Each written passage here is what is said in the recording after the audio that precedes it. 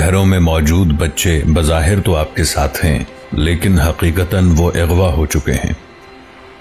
आपके बच्चे आपकी गोद में होने के बावजूद तहजीब मगरिब की आगोश में हैं। आलम कुफ्र दरवाजे तोड़कर, दीवारें फलांग कर आपके घरों में घुसकर आपके बच्चे अगवा कर रहा है। आपका टीवी, मोबाइल और दीगर छोटी बड़ी स्क्रीनें आपके बच्चों के दिमागों पर कब्जा कर चुकी हैं। इनके दिलों को सियाह और परागंदा किया जा रहा है। इनके कान और आंखें हया से आरी और मादर पिदर आजाद बनाई जा रही है, गोया इनके आज़ा काटे जा रहे हैं। अब ये सिर्फ मस्ख शुदा नाशे हैं। बच्चों का चेहरा सामने होना ही उनका मौजूद या महफूज होना नहीं कहलाता। बच्चियों के सर से दुपट्टा सरक कर बदन से भी जान छुड़ा रहा है। वो अब ये बोझ बर्दाश्त नहीं कर पाती। वो घर चलाना और घर बनाना छोड़ रही हैं।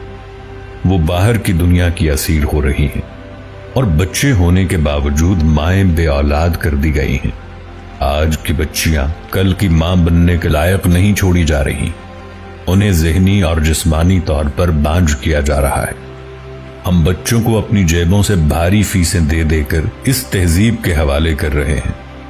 वो तहजीब कि जिसने आपसे आपका खालिक छीना और आपकी आने वाली नस्लें भी।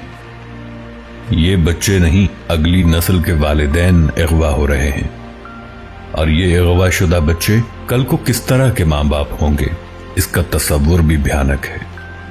जब तरबियत का पहला मदरसा ही तबाह कर दिया जाए, यानी आगोश मादर, बाप को बेहया और आजाद कर दिया जाए, तो इसे कहते हैं किडनैपिंग।